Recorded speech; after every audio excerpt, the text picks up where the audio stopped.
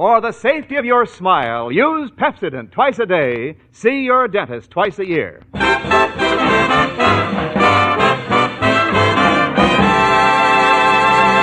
Lever Brothers Company presents the Pepsodent show, My Friend Irma, created by Cy Howard and starring Marie Wilson as Irma with Joan Banks as Jane. Friendship, friendship, just a perfect friendship. When other friendships have been forgot, theirs will still be hot.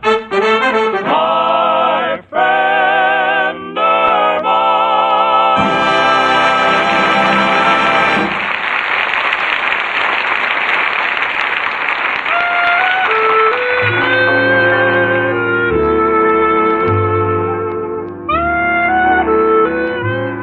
You know, mothers are wonderful people, and mine is the darling of them all, if you'll permit her daughter to say so. You see, I just received a package from her with 6 jars of my favorite blueberry preserves. When Mother vacuum packs those berries, I don't care how long they stay in the jar. When you open them, they're as young and sweet as the day they were first picked. Which reminds me of my roommate, Irma Peterson. That pretty head of hers must also be a vacuum because although she is 24 years old, her brain is still as young and sweet as the day she was born. Now, don't get me wrong, I love her. I wouldn't know what to do without her. It's just that there are times when... Well, the other day, for instance, I was reading the paper about the heavy plane traffic at LaGuardia Field, and I said... Irma? Yes, Jane? It says here that a plane takes off and lands every 2 minutes. Isn't that terrific? 2 minutes? That's silly. Where can anyone go on such a short trip? See what I mean? Well, today is Saturday, and we usually have the afternoon off. But Irma hasn't come home yet, and I can't understand it. Oh, well, maybe her boss, Mr. Clyde, has her doing some extra work at the office.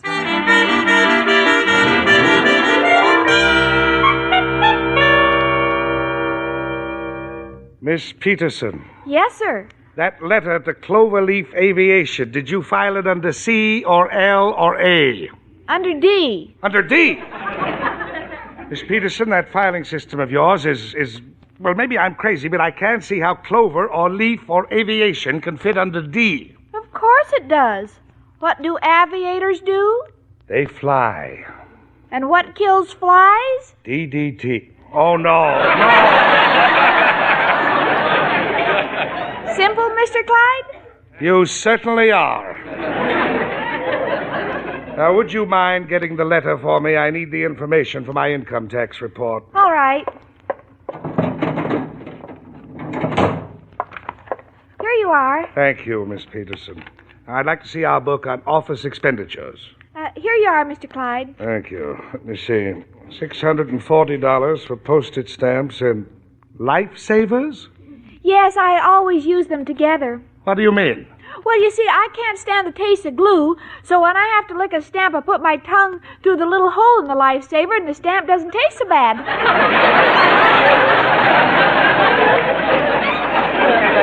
I have a friend in Washington. Maybe the government will flavor them for you. Now, this next item. 1 electric fan, $23. 1 fountain pen, $15. Repair of same fountain pen, $8. This I don't get. Well, you said you wanted your name on everything, so I tried to write property of Mr. Clyde on the fan with the fountain pen, but I forgot to shut it off first. That explains the $28 for new wallpaper, I suppose. Oh, no, that was when you threw the inkwell at me because I painted your chair and you sat on it before I had a chance to tell you about it. Oh, no. Are those things deductible, Mr. Clyde? No, but I'm putting you down as a total loss. Now, let me see. Entertainment at employee's party, $120, and $1,000 for fixing the judge. Miss Peterson, where did you get that? $1,000 for fixing the judge? I copied it right from this slip of paper you gave me. Let me see that. That's a pan for mixing the fudge. Look, Miss Peterson, before you get me put in jail, do me one little favor. Go home! Well, all right. I think I've given you enough help. Goodbye.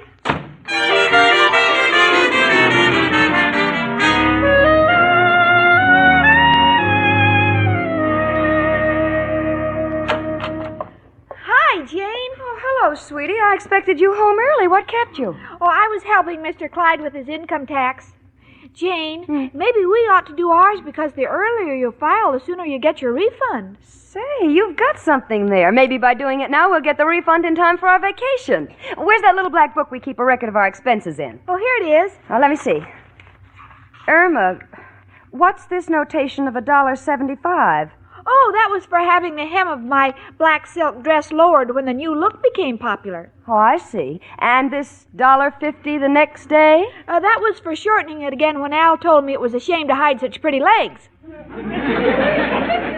Here's another $1.75 for the same dressmaker. Oh, well, that was when my girlfriend Amber Lipscott told me not to pay any attention to Al, so I had it lowered again.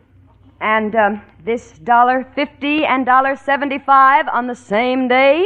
Well, I read in a fashion magazine that skirts were being shortened, so I had it shortened again. Then I happened to see the date on the magazine was 1925, so I... Yes, I know. Irma, what's this $2 for? Fringe. Fringe? Yes, for the dress. I got tired of it all, so I cut off the sleeves and made it into a Spanish shawl for the piano. Thank you, Hattie Carnegie. Come in. It's only me, Professor Kropotkin. Hello, Janie and Irma, my two little darlings figuring out their income tax. One with a blank in her hand, the other with a blank in her head. Oh, Kropotkin, all the time with your little jokes. Tell me, girls, how are you making out? Well, we just started, but I'm having a little trouble with Irma's return. She's got Al down as a medical deduction because I told her that every time I look at him, he makes me sick. Well, I myself have a few deductions, like entertainment in my room. Entertainment? Entertainment in your room? Yes. Last year, Mrs. O'Reilly bought me a second-hand gas stove, a bathtub, and an icebox. So the first night, the gas stove leaked and put me to sleep. The bathtub had a crack in it, and the water covered the floor. The door on the icebox sprung open and froze the water. And so it shouldn't be a total loss. I went ice skating. But, Professor, how can you put that down as entertainment? Well, Mrs. O'Reilly came in, she fell down, and I laughed for half an hour. Well, you've got your troubles, Professor, but honestly, I can't make head or tail of this form. I'd better go in the bedroom where I can concentrate. Excuse me. Gee, I hope I get the same refund I got last year. But I think the government took advantage of me, Professor. Do I look 65? 65? Of course not, Irma, darling. Well, then why do I have to pay Social Security?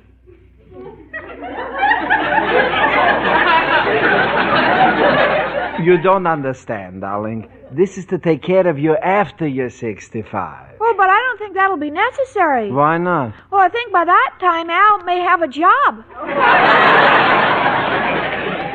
I wouldn't bet on it. Now, if you'll excuse me, Irma, Mrs. O'Reilly wants me I should fix the lock on her trunk. Maybe there's some way I can get her to hold the cover down from the inside. Goodbye.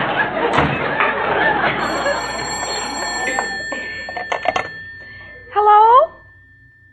Oh, that's wonderful. Oh, yes, I'm very happy that you got the raise. What do you want to celebrate? What? Oh, please, you're so excited I can't understand what you're saying. Huh? Get the sitter for the children and meet you in front of the Roxy Theater? Oh, gee, I'd like to, but you have the wrong number. Oh, but I'm glad you got the raise. Goodbye. Well, Irma, I have your income tax returns all figured out, and I'm afraid you're going to be disappointed. Oh, Jane, do you mean I won't get enough back for my vacation? It's worse than that, honey. You owe $20. I owe them. That's right, sweetie. Oh, there must be a mistake. I never borrowed any money from them.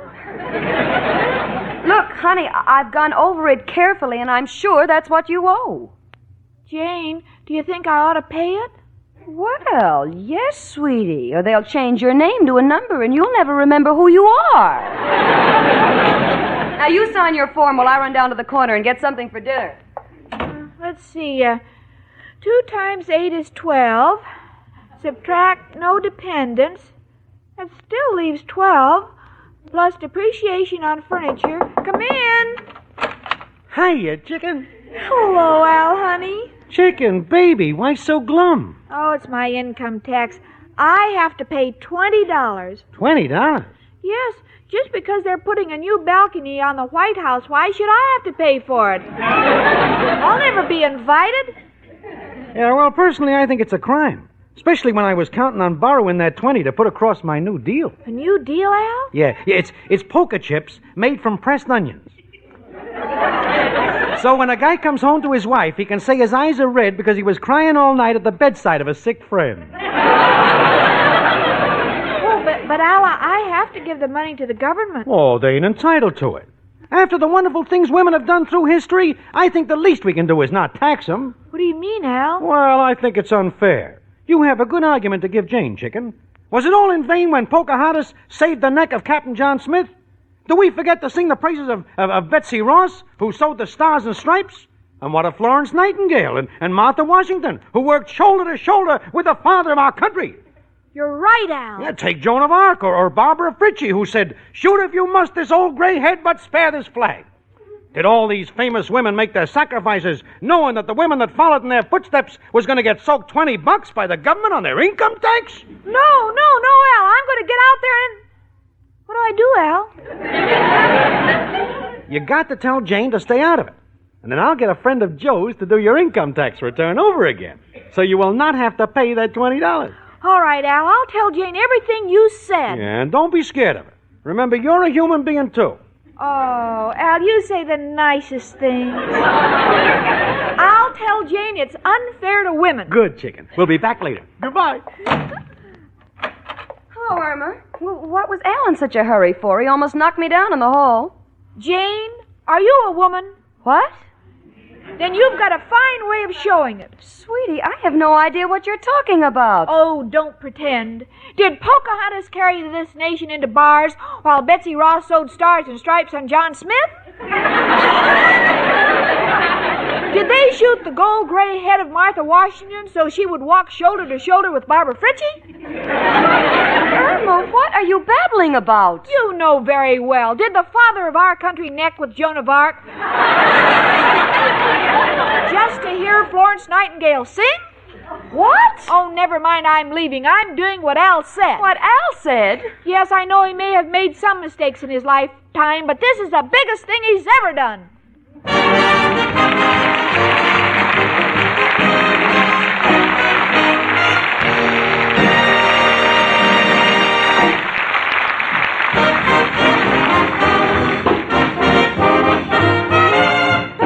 Pepsodent toothpaste fights film on teeth and cleans breath too. Pepsodent toothpaste gives film on teeth the old skidoo.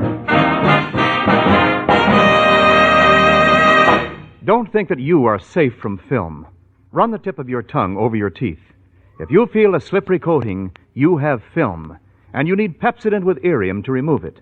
For film is worse than you think. Film collects stains that make your teeth look dull. But remember, Pepsodent toothpaste removes film, makes your teeth look bright. Film harbors germs that cause unpleasing breath. True, but Pepsodent removes film, makes your breath fresh and clean. Film glues acid to your teeth, the very acid many dentists agree is the cause of tooth decay. That's right. But Pepsodent toothpaste removes film and the acids it contains. Film never lets up. It forms continually on your teeth. Yes, you have to fight film every day. So brush your teeth twice a day with Pepsodent toothpaste, because no other toothpaste can duplicate Pepsodent's film-removing formula. No other toothpaste contains Irium or Pepsodent's gentle polishing agent. So start now to fight film with Pepsodent, the toothpaste with an exclusive formula for removing film. Cheer up, sister, and you too, mister. Pepsodent. Pepsodent. The paste for you.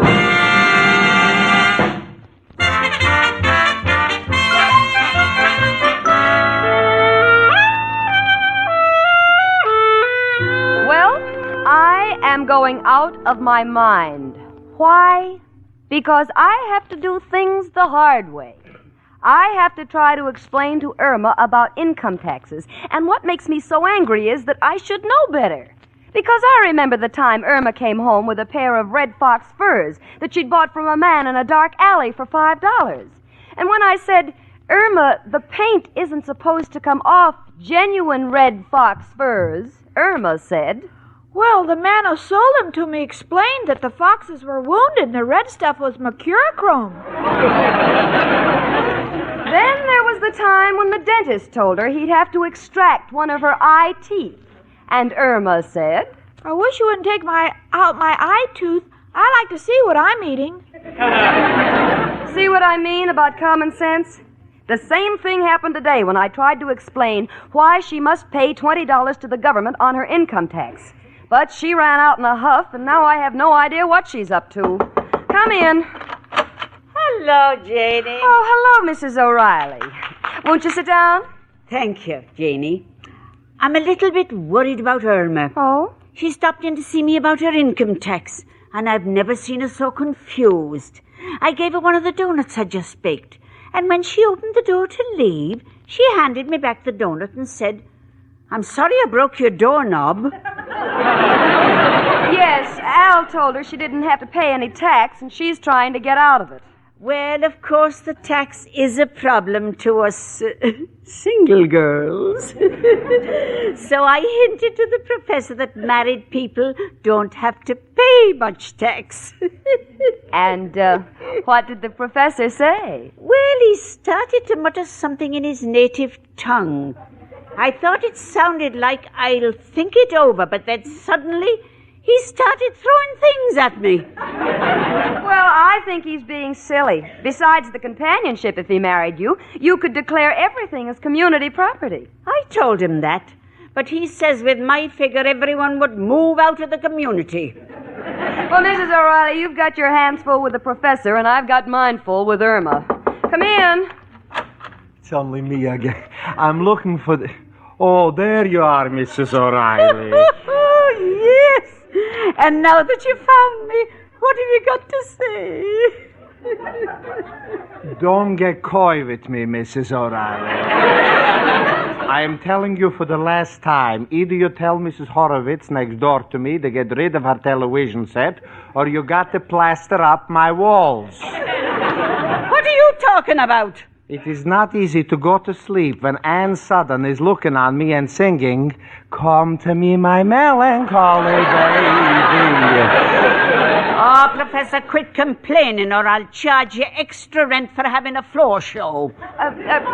Professor, have you seen Irma? Yeah, I saw her just before she went out, Janie. She was muttering something about Betsy Ross waving Barbara Fritchie out of a window. She's still off on that kick. Well, I'd better go out and find her before it's too late. No, wait, Janie, we'll go with you. Come on, Mrs. O'Reilly. I'll take you to see Humphrey Bogart in Knock on Any Door. And this could never be the story of my life, because first, I don't look like Humphrey Bogart, and second, I haven't got a door.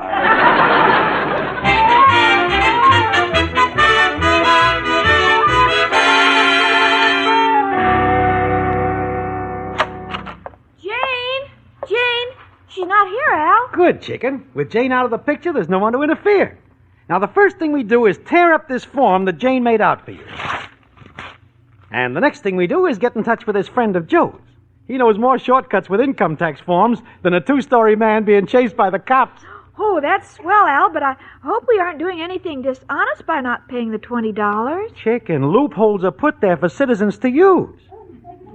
See, it's just like the unemployment office. I could find a job. But who am I to destroy a great American institution? Oh, Al, you're so loyal. But I feel so terrible about it. What do you mean? They won't miss your $20. Well, I understand there are a lot of $1-a-year men down in Washington, and I'd hate to put 20 of them out of work. Chicken can only think of ourselves. And there's only one thing to do. Who are you calling, Al? Who else but... Hello, Joe? Al. Got a problem. Understand you have a man who's good on income tax. What? He's very busy this time of year? Oh, he also changes numbers on license plates. I see what you mean, Joe, but this is important. Where can I reach him?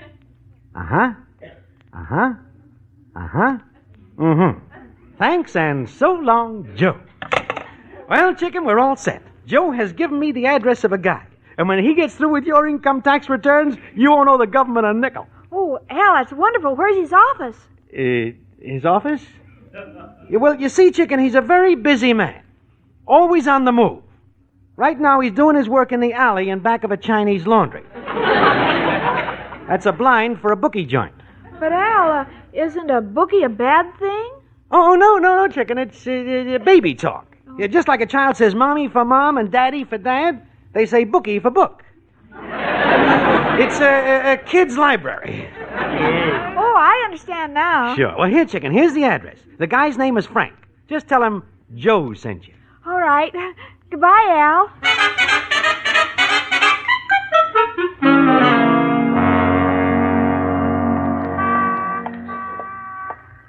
Look, lady, this is the 5th time you walked by staring at me. What's on your mind? Well, you look like the man my boyfriend described, except that you don't have a sailor suit. Is your name Frank? Yeah, I'm Frank, but what goes with this sailor suit business? Well, I thought you'd be wearing one because Al said you spent a lot of time up the river. Look, lady, ain't got no time for jokes. What do you want to see me about? Well, Joe sent me.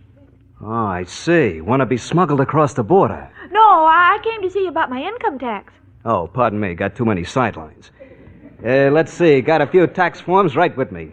Just write your name here, fill in the amount of your income, leave the rest to me. All right. My girlfriend Jane figured it out once today, but when she got through, I was going to owe the government $20.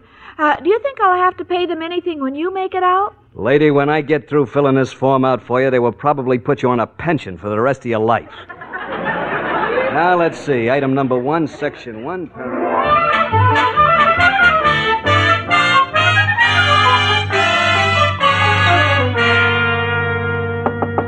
Come in.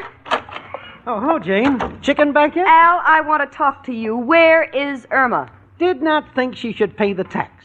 So I sent her to see a guy who was an expert in his field, a CPA. CPA? If he's a friend of yours, it probably stands for Certified Public Assassin. Now, take it easy, Jane. Frank happens to be a friend of Joe's. Oh, that's even worse. Al, if you've gotten that girl mixed up with anything illegal, believe me, I'll, Hello, Jane.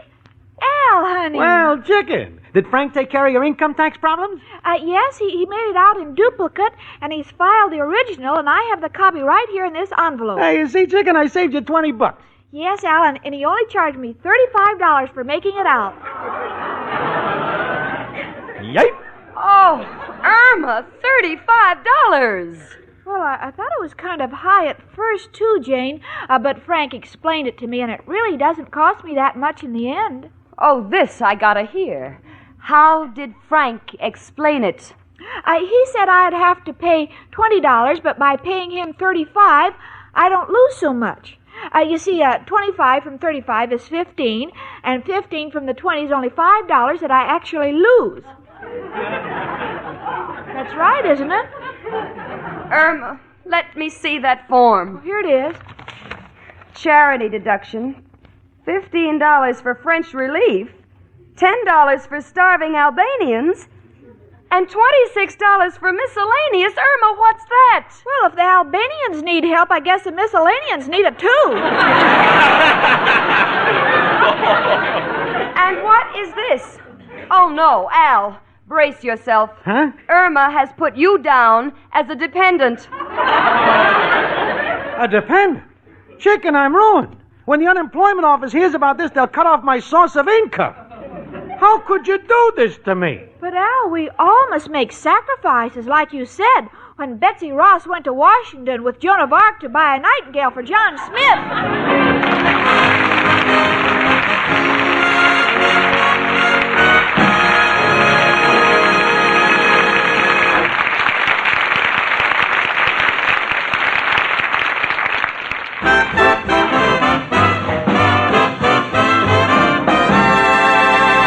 Don't think that you are safe from film. Nearly everyone has it. Just run your tongue over your teeth. If you feel a slippery coating, that's film. And you'd better get Pepsodent toothpaste to remove it. For film collects stains that make teeth look dull. It harbors germs that cause unpleasing breath. Film glues acid to your teeth, the very acid that many dentists agree is the cause of tooth decay. And remember, film never lets up. So brush your teeth twice a day with film-removing Pepsodent. No other toothpaste can duplicate Pepsodent's film-removing formula. Get Pepsodent with Irium today.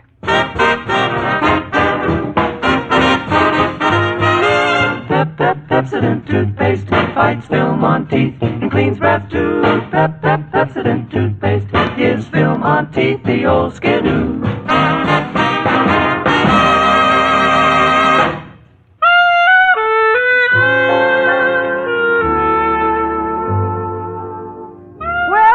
I don't know. They say that fools and babies are protected from harm by a guardian angel, and it must be true.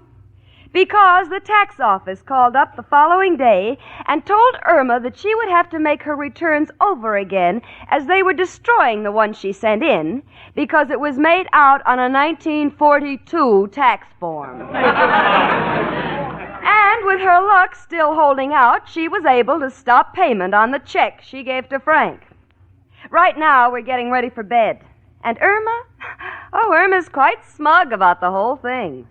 Irma, what are you doing with that pad and pencil? I'm sending in my 1949 tax returns now because they say taxes are going up, and I want to pay mine while prices are down.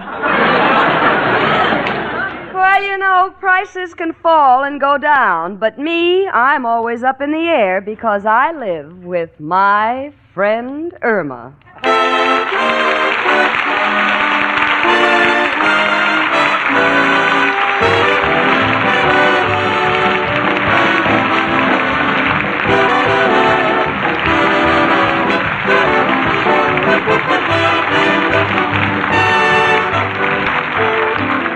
My Friend Irma is produced and directed by Cy Howard. Park Levy writes the script with Stanley Adams and Roland McLean, and it is brought to you by Pepsodent Toothpaste with Irium, another fine product of Lever Brothers Company. Marie Wilson is starred as Irma, with Joan Banks as Jane. The part of Al was played by John Brown. Hans Conried was heard as Professor Kropotkin, and Gloria Gordon as Mrs. O'Reilly. Music was under the direction of Lud Gluskin. Calamity on the Campus. They had met just outside the library, and she was saying to him, I have thought it over, Jimmy, but I'm going to be busy. That's what she said, but what she was thinking. Oh, Jimmy, you could be such a nice guy, but nobody likes you with film on your teeth. Jimmy ought to remember, and you should too, that film makes your teeth look dull. It breeds bad breath, glues acid to your teeth, and film never lets up. So fight it with film-removing Pepsodent. Get Pepsodent toothpaste with Irium today.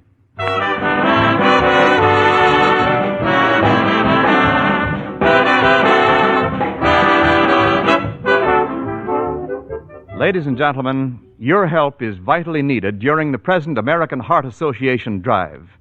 Give and give generously to the Heart Campaign in your town or to the American Heart Association, Box 500, New York City.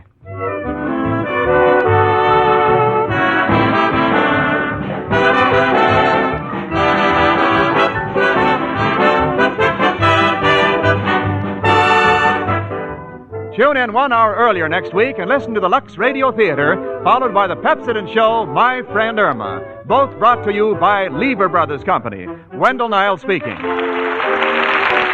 This is CBS, the Columbia Broadcasting System.